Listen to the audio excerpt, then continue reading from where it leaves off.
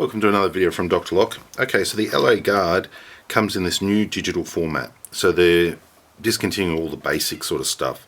So this is the new keypad. So if it's black like this, it's digital. It'll only suit the LA Gard digital locks. You can't mix and match with the old classic brand. And as you can see here, the battery is removable from the bottom. You've got your USB and all that sort of stuff. There is a thing with this keypad which a lot of people will probably find out the hard way, and that is to get this keypad off the door, you're going to have to break it off. Pull it off and then it'll never sit back on the door again.